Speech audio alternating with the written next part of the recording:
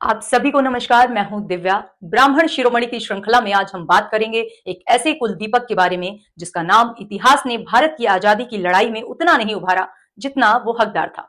वो नाम है नारायण सुब्बाराव हार्दिकर।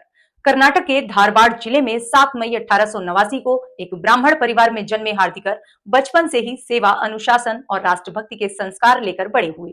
लोकमान्य तिलक के विचारों से प्रेरित होकर उन्होंने विद्यार्थी जीवन में ही आर्य बाल सभा बनाकर अंग्रेजी हुकूमत का विरोध शुरू कर दिया।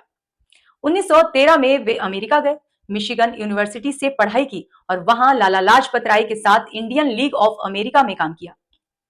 वहीं उन्होंने ठान लिया, भारत की आजादी के लिए भाषण नहीं, अनुशासनबद्ध स्वयंसेवकों की सेना चाहिए।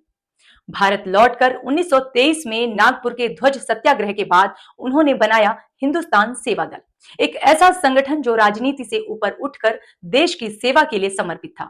लेकिन जब संगठन बढ़ने लगा तो कांग्रेस का नेतृत्व असहज हो गया।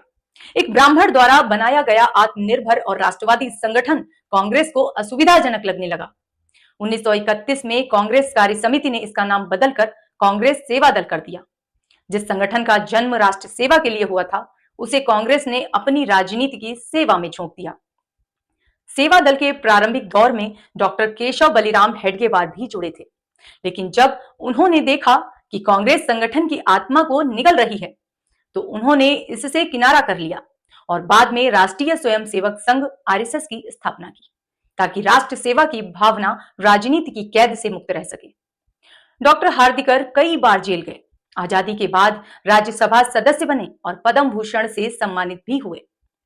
26 अगस्त 1975 को उनका निधन हुआ, पर उनके द्वारा जगाई गई राष्ट्र सेवा की भावना आज भी जीवित है। विदेशी सोच के नीचे पलने वाली कांग्रेस के पुराने कार्यकर्ताओं में जो स्वदेशी भाव आपको दिखता है, उसके पीछे हार्दिकर जी का आत्मिक तेज था।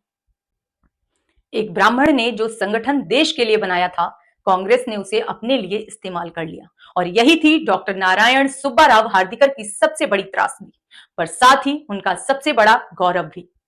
तो फिर मिलेंगे जल्द ही ब्राह्मण कुल के किसी अन्य दीपक के साथ। तब तक आप स्वस्थ रहें, खूब खुश रहें। जय श्री राम, वंदे मातरम।